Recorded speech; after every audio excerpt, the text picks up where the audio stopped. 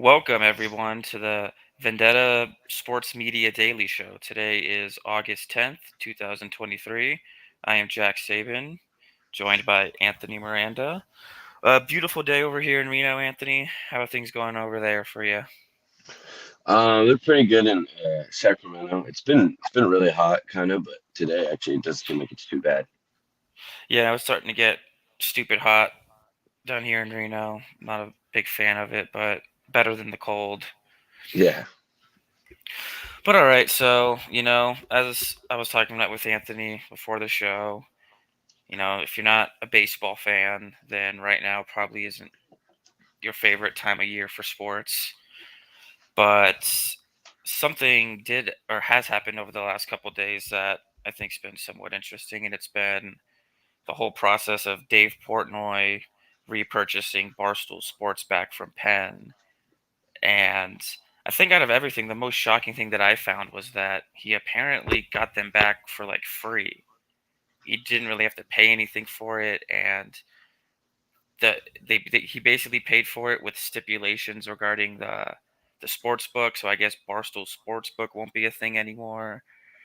And then the other stipulation was that if he ever sells the company again, he has to give Penn like half of what the deal is. But from everything that it sounds like Dave Portnoy isn't going to be selling Barstool again. I think he realized the mistake he made in initially selling it. But I mean, the fact he got a $500 million company back for free is just kind of crazy to me. yeah, I agree. Because I'm not the biggest business guy necessarily, but that in Yeah, me itself neither. um, is pretty, like that catches your eye when you see that in the headline.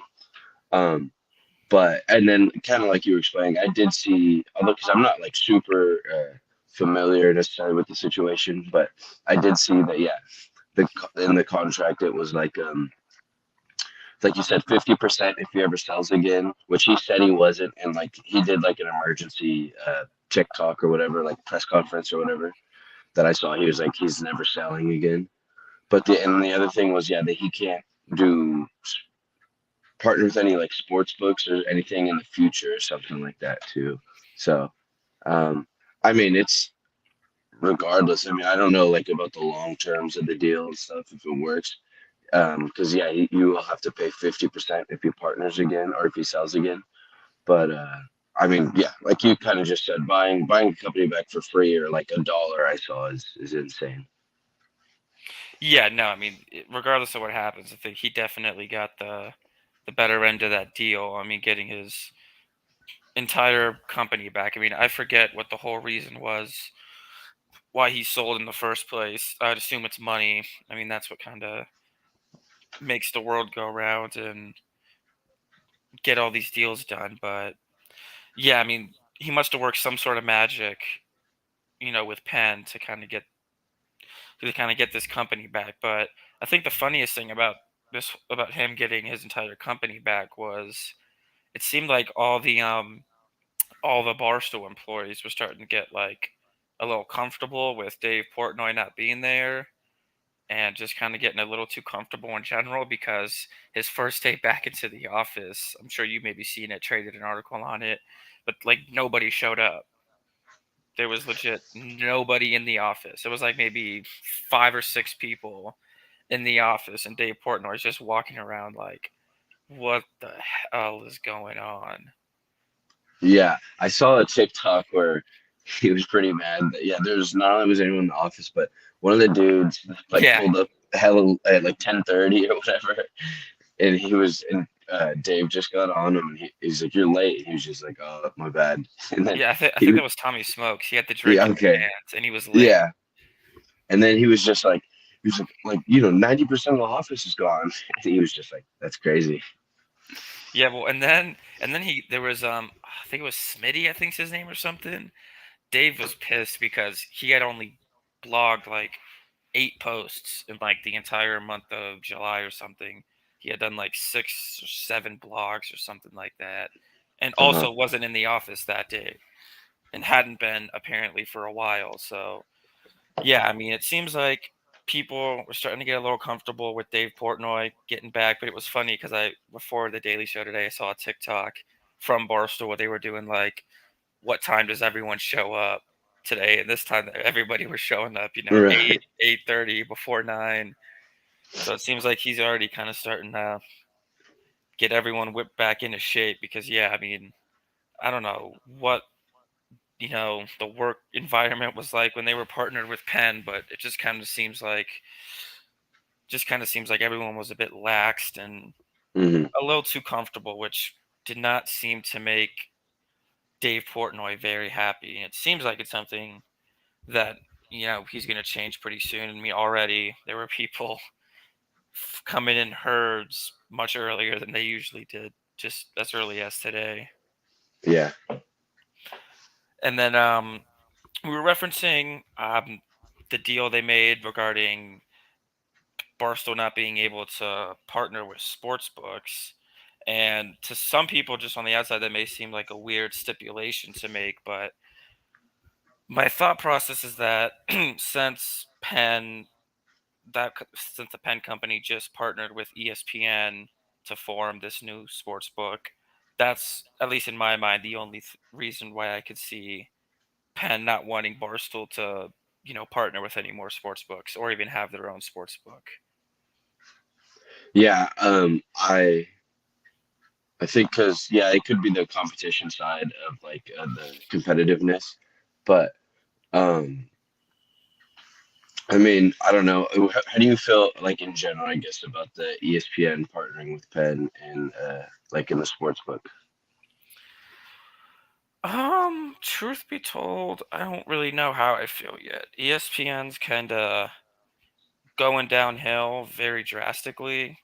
So I understand that they're kind of making this move, I think, purely as a financial decision. I think the deal was worth like $1.5 billion Yeah, I or think so.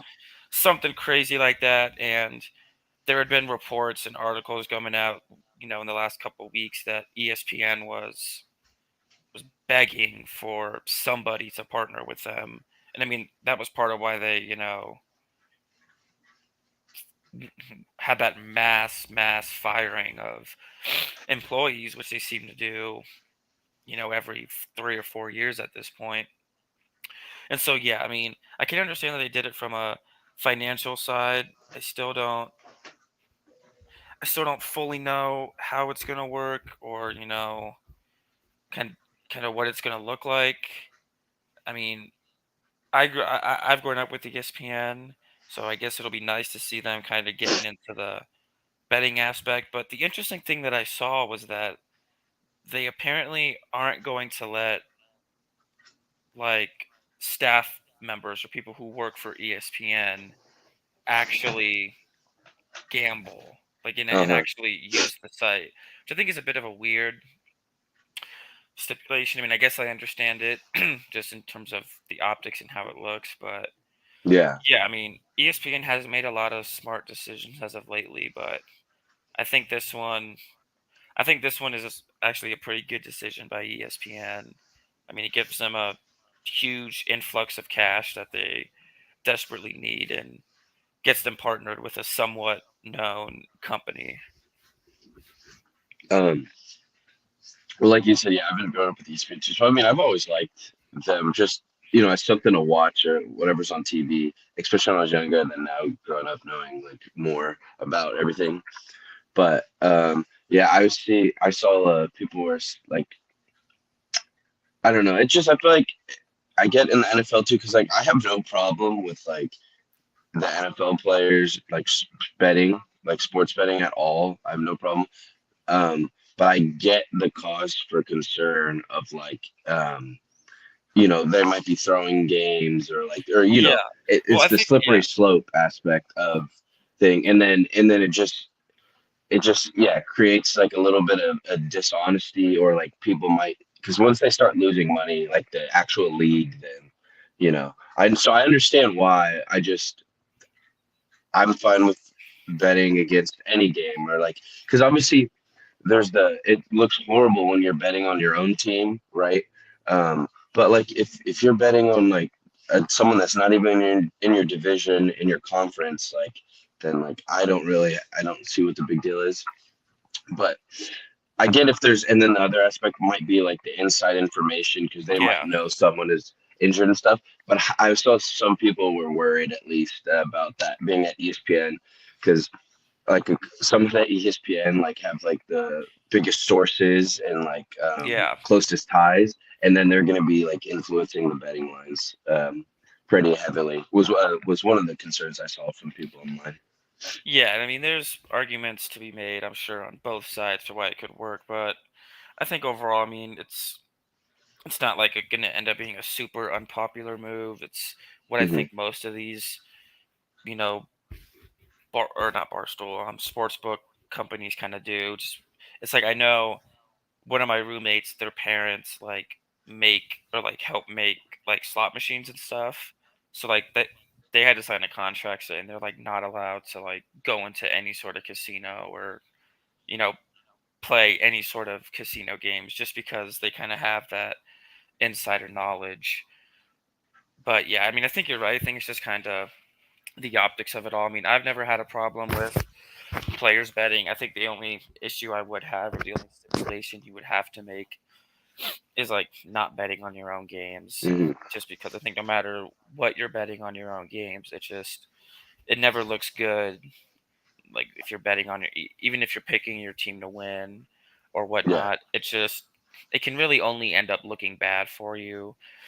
But I mean, the NFL's always been weird with its punishments. You can beat the ever living hell out of a woman or just a person in general and maybe get suspended. But God forbid you use some of the money you earned from the NFL to bet on two teams that you're not playing for, and you'll be publicly outcasted as a horrible person.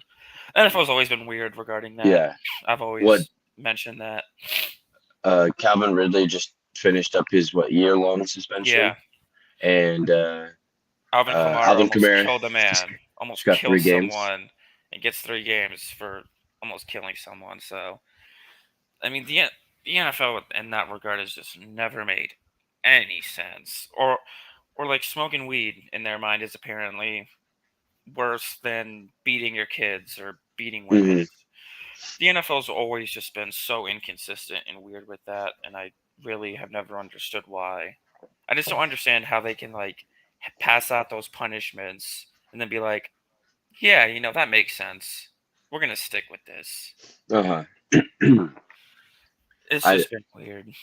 Yeah, I said well, and then not to go on the longest or like a big tangent, but that I know there's always been like if you map out like this punishment or like this thing deserves this consequence and blah, blah, blah, there's like huge inaccuracies and like there's like kind of like you were saying, gambling is seen as like the worst thing ever or weed. So that's always been wrong. But the main time I would be interested to see how it looked for past like the past couple decades because when growing up when I really started paying attention to the biggest one that I know that made the news was the Ray Rice Yeah, the um, red rice. what Ray Rice thing where at first he had a small amount of games and then everyone reacted and then Roger Goodell had to change it and then I know um, in that time span, Roger Goodell was criticized a lot with any decision he made. But that was just I was younger when that happened, so that was the first time I really Yeah. saw him come under fire and that whole like not argument but conversation around like the punishments and stuff. So I would be curious to see what the consequences and punishments given out had looked for years before that. Yeah, I mean Roger Goodell always gets flack, and I've never really fully understood it because like I don't think a lot of people understand that like Roger Goodell really doesn't actually have as much power as Hmm. people think he does. Like Roger Goodell, his job is basically being a spokesperson for the NFL owners. Like the NFL owners collectively are pretty much usually the ones who make decisions. Like when a new rule or something is agreed upon, it's the owners who make that decision. And then Roger Goodell is just the one who usually has to end up making it. But I mean, the owners have all the money, they have all the power. I mean, the owners are pretty much usually always the one are always the ones making these decisions. But yeah, I mean the Ray Rice one was kind of one of the first ones. I mean the Deshaun Watson one is one more Hmm. recently where a lot of people thought he didn't get suspended long enough. So yeah, I mean suspensions in the NFL and really across a lot of sports have just kind of seemed a bit inconsistent, and it's like it seems like they punish you harsher for less severe things. And yeah, it's just kind of one of those things that's always looked a bit weird. Like the optics of it have always looked weird from me as a fan.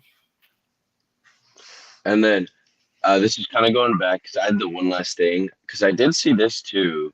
I think Vendetta did an article on it too. So and I read it. Maybe that's where I got it from, but I'm sure it's probably different than the Penn Sportsbook deal. But I did see that like the NFL signed. Oh, it must be because it's the NFL that did it.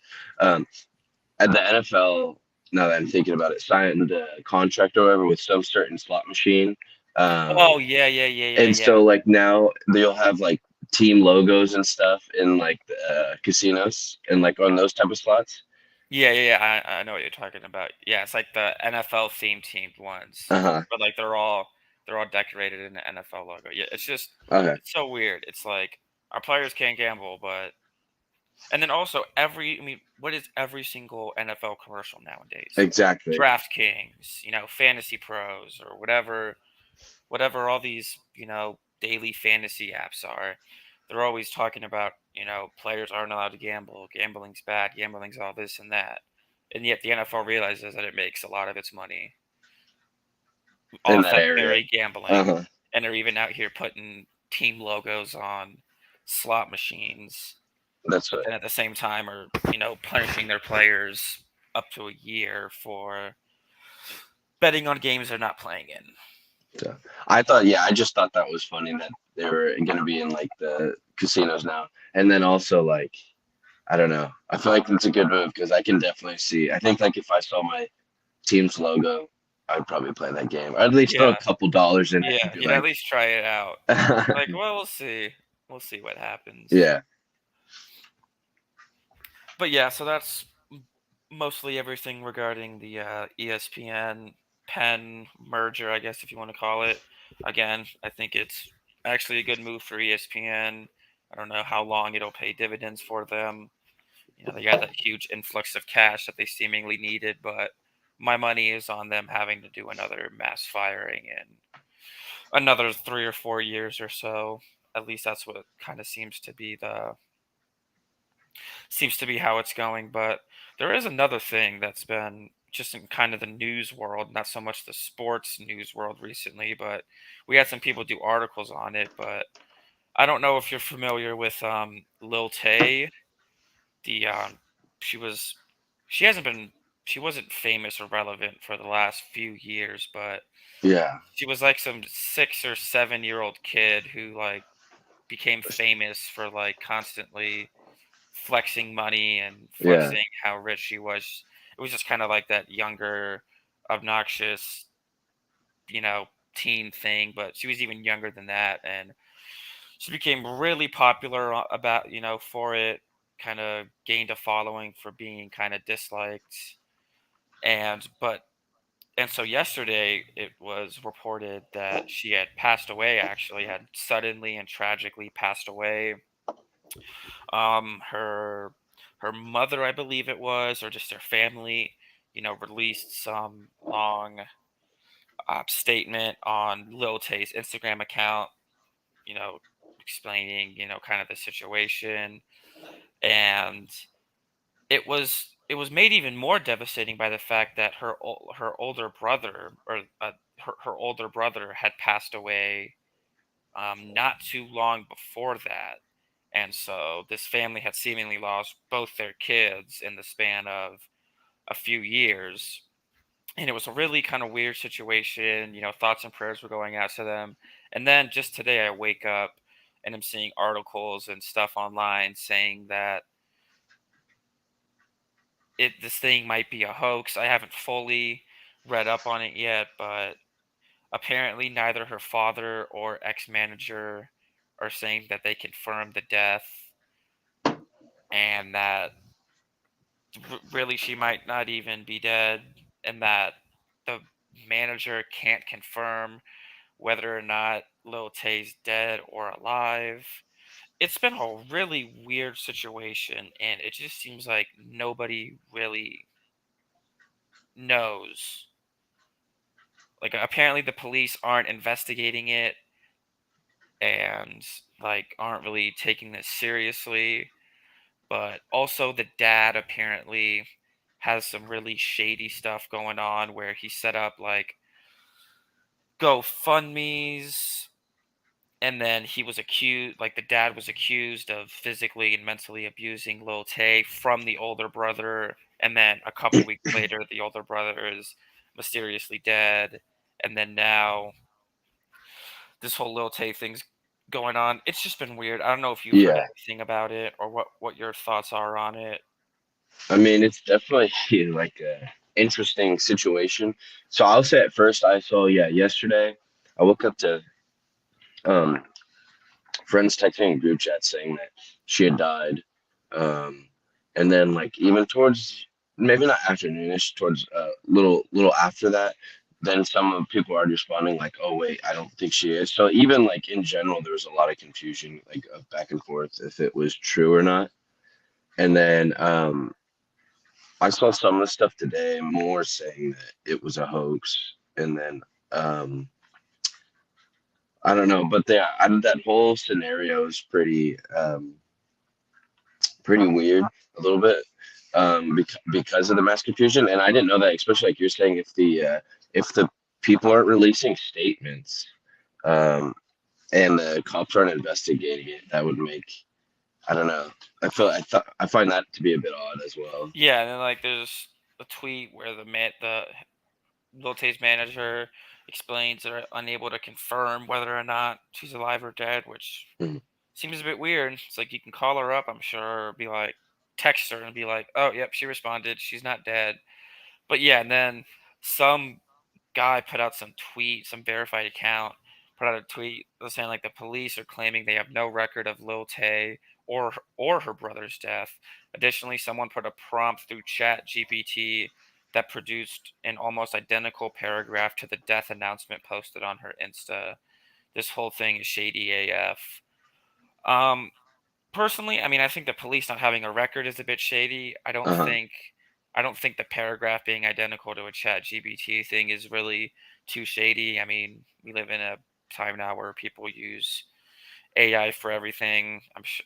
I don't think it's that crazy to have just wrote into the thing, how do I explain the loss of someone or something like that. That part doesn't seem as shady to me, but the fact that the police have no record of either death, like that seems a bit weird. Like to not have records of either one of them dying Hmm. seems a bit fishy. I mean, I don't want to like speculate too much on Yeah, this yeah. because this could, still genuinely be the death of two, you know, younger children. I mean, the brother was, I believe, 21 when he passed, but still, I mean, if this is all true, then this is all obviously still horrible. But it just seems right now that kind of nobody seems to fully know what's going on. At least is what I'm kind of seeming to understand about this. Yeah, I think because I mean, yeah, Lil Tay I feel like has been pretty quiet. I don't know, maybe I'm not as tapped in as I need to be, but I remember kind of like you were explaining earlier, like was her nickname like the youngest rich flexer or something like that. Yeah, She's something like basically that. she was like I don't know, she's doing the whole Lil Pump thing when he was Yeah, pumping of saying she was like a college Harvard dropout. She was like 6. And then I remember some of the stuff was kind of false, so they got caught because weren't they? The mom was taking her into open houses at like extremely rich yeah, areas and then recording the videos there and yeah. I stuff mean, the like whole that thing and was a renting facade, cars. and that's what I kind of. So That's what kind of the whole point was.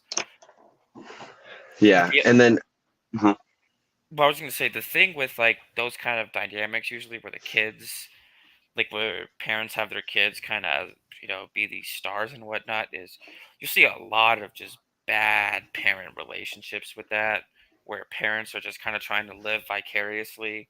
through their kid, and the parents are like, "Well, I was never, rich and famous as a kid, but I can use my kid." And like I'm sure little Tay at 5 or 6 years old, whatever she was, she doesn't even really fully realize what she's doing. She's probably just being told by her parents, hey, hold this wad of cash up to your ear like you're talking to the phone and talk about how rich you are. And so I think a lot of times in situations like that, you have really kind of toxic parents and just kind of parents who are kind of trying to mold their kids into being something, and it usually can create some really unhealthy family dynamics that we've seen, which definitely I think could play into this whole situation. Yeah, that's why I mean I don't know the full situation, and or I don't even like because I feel like I definitively don't know the truth yet either. For the Yeah, little bit that I've looked into it, so I wasn't trying to try to speak on anything that I don't know, especially when it's something as serious as death. But I just think for if that was the public personality, internet personality, kind of the fact that it is it a hoax or is it not has brought a lot of like controversy and publicity. So that's I can, and especially if you're saying GoFundMe's and stuff, I can see that angle of it yeah, and she hasn't been how relevant this, for a while. They're trying to get her yeah. name back out there. But I haven't looked into it enough, so I don't want to. If it's actually truly like a sad story, then that's why I wouldn't.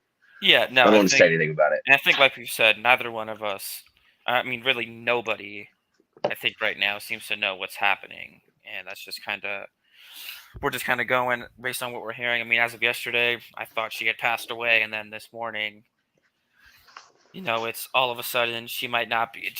It seems kind of weird too that nobody's able to confirm whether or not she's dead or alive. Like there should be some ways to be able to confirm if she's alive or dead. Like Uh huh. the police should be able to report it, or a mortician, or I mean, the body has to go somewhere, right? Like there has to be somebody that if she did die, that can say, "Oh yeah, she's dead. I have, confirmed the body or whatnot."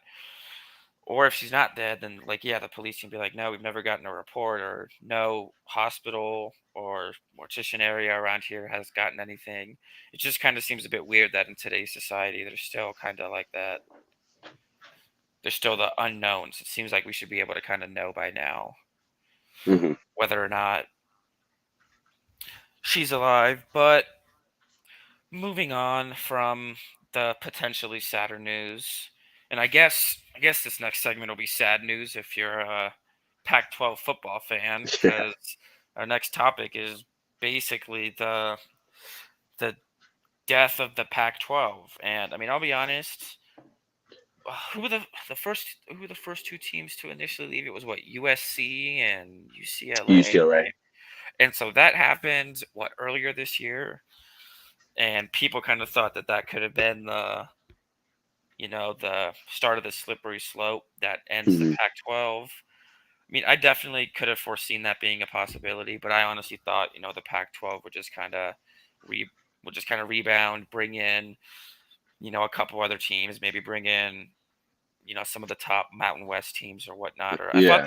thought they would do something, and then literally in the span of like, what was it, like a day and a half, or like in the span of one day, I mean, like every other Pac-12 team left. Yeah. If that was a couple days Stanford. ago, I a couple days ago, well, I saw that it was like yeah, the Arizona State. Did Utah or Colorado? I think Utah is still. Okay. I'm trying to pull up the article. Yeah, Arizona, Arizona State, Utah all formally apply to leave for the Big 12, and then Hmm. Oregon and Washington were leaving for the Big 10, Yeah. and then Colorado is finalizing a move to the Big 12. So yeah, I mean, everyone is apparently leaving, and I mean, I did not expect it to happen kind of as quick as it did, personally. No, I mean I didn't think it either. I was always I mean, from the West Coast, so I was like the root for the West Coast teams and stuff. So I was a big fan of the Pac-12 and would watch for like football, basketball, and everything. Um, But yeah, I don't know. That's definitely tough, especially because the Pac-12 is supposed to be pretty good heading into this year of college football. So to Yeah, just to think if they have a great year amongst all those teams, and then within the next couple they're literally just gone.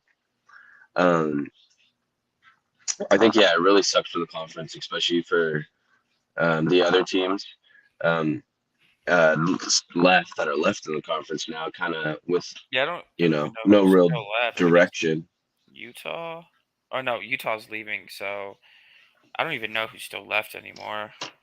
Who is Um, still in? isn't is Oregon State and Washington State are in Pac-12, right?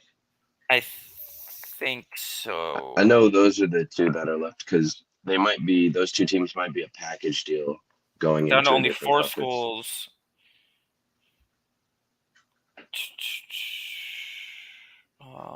See if I see. I Um, think I think.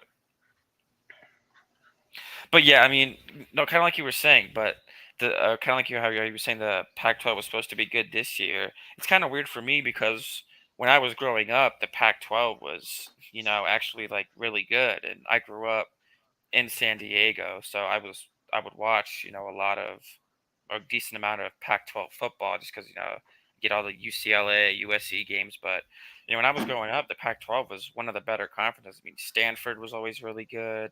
mhm, UCLA was always competitive. Oregon, made the college football playoffs a few times. Washington was always good. The Pac-12 was always a really competitive conference, and they even had some teams make the college football playoffs, and then so to kind of see just this downfall happen almost immediately, it's like you almost wonder if something else was going on or if something else was happening because it's like, yeah, I get um, Stanford and not Stanford, UCLA and USC leaving was definitely a hit, but it didn't seem like something that should have just completely, basically destroyed the Pac-12. uh-huh. Yeah, it's like you could still survive with those first two, even after those first two, but like they just completely gave up. It seemed like they didn't have any like things in place if like Yeah, a worst case scenario no thing would happen. They contingency just gave plans. up.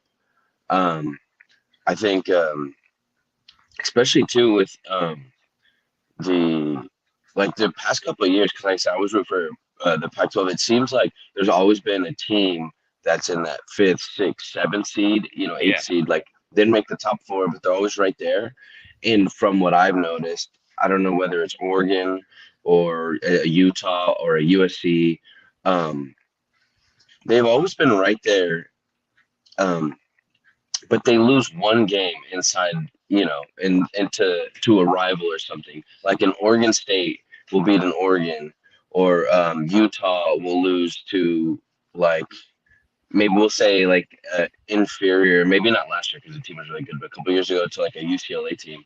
So like they could have had a team in the college football playoffs over the past couple seasons, but it always just felt like any of whoever their top two teams were, they would each drop a game to like a yeah, Washington State or something, a game they should have won, and then therefore they would never get to be in the football playoffs. Because the difference is when like an SEC team drops one to someone else in the SEC, like a one loss or even maybe even a two loss if like you're a Bama or Georgia, but a one loss kind of gets swept under the rug a little bit, like it's no big deal. yeah, But in the Pac-12, if you have one loss, you're not making it to the playoffs because they don't like respect that conference enough. yeah. No, definitely. I mean, the Pac-12. I mean, like I said, it definitely now wasn't as competitive as it used to be, and it was kind of going downhill. I mean, Stanford hadn't been good, great for a while.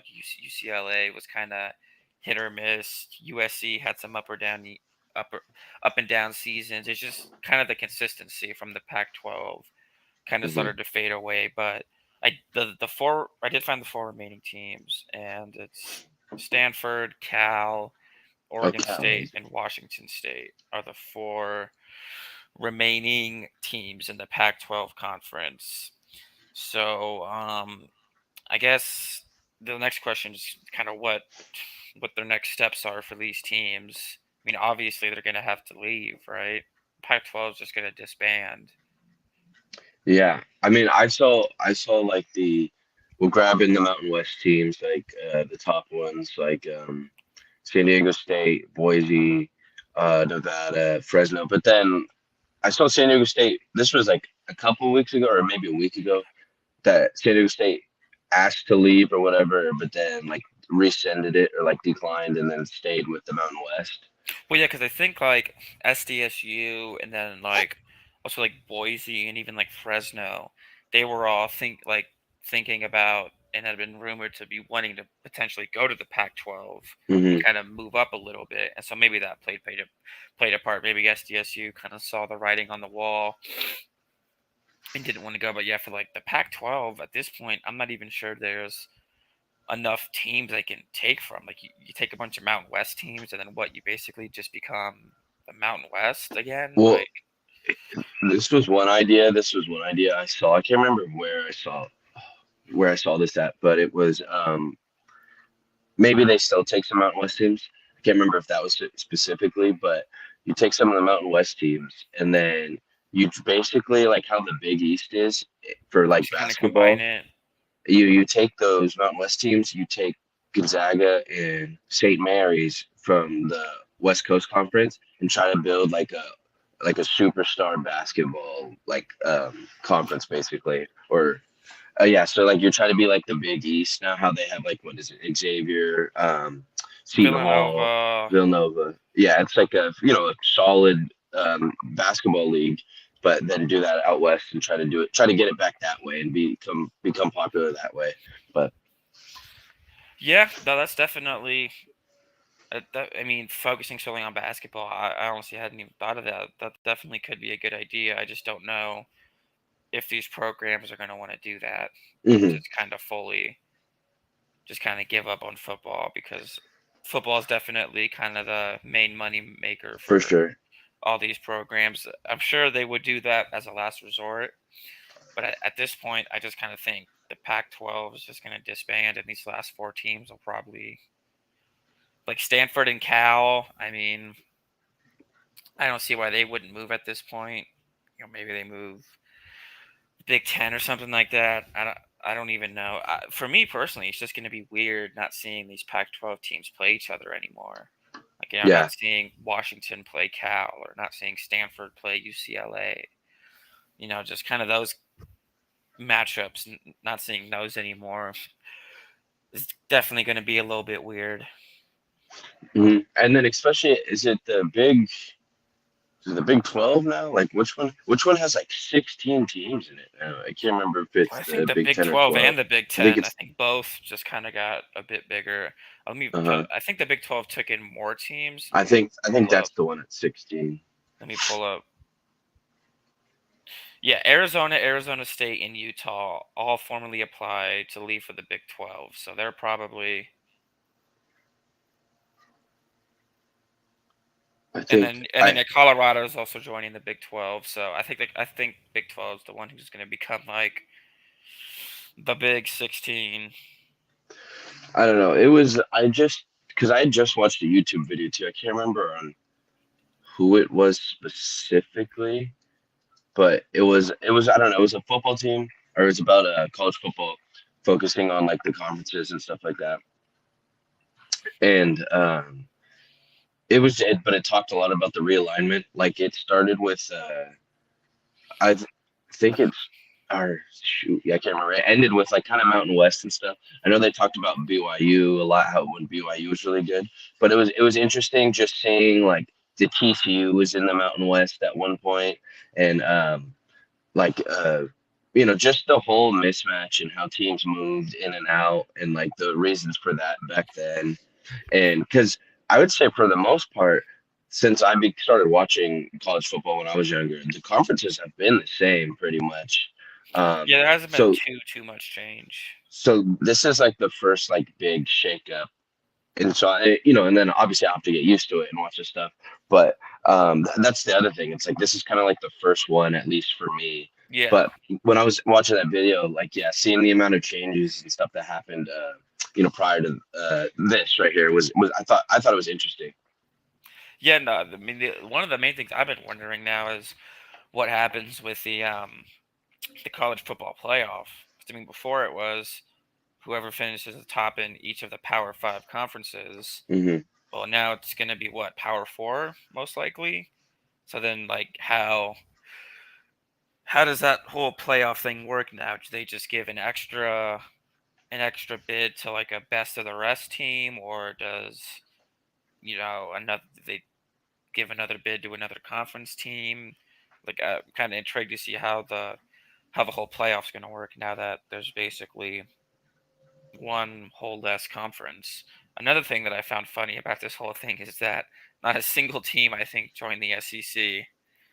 All these Pac-12 teams, I think, kind of realized that joining the SEC would have been, would have been a bloodbath, and they all just avoided it by all costs. Because Texas and Oklahoma left for the SEC originally, right?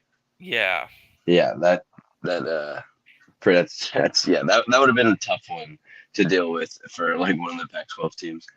I was gonna say the two other things about it. I would say the ACC isn't doing the greatest either right now. That was one of the other ones. yeah, Cause that's always kind of been another basketball conference, uh I feel. huh. But I was And gonna say, and then with it will be interesting. I agree to see how like for the college football playoffs how it plays out now. The how they pick the selection committee and stuff.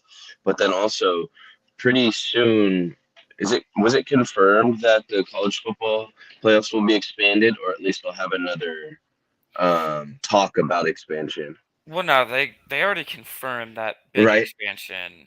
Uh That huh. I forget exactly. Was it the 12 team, 13 team? I think it was 12. I'm drawing a blank, but they already confirmed that kind of big expansion where it was going to be all the Power Five conferences and then one like non-Power Five conference team and then like three or four just best of the rest is more or less Hmm. along the lines of how it was going to go. So they've already confirmed that the playoffs are going to be expanding. It's just now they might. I don't know if they're going to have to like add a stipulation or something or change it Yeah. up because now there's one less conference.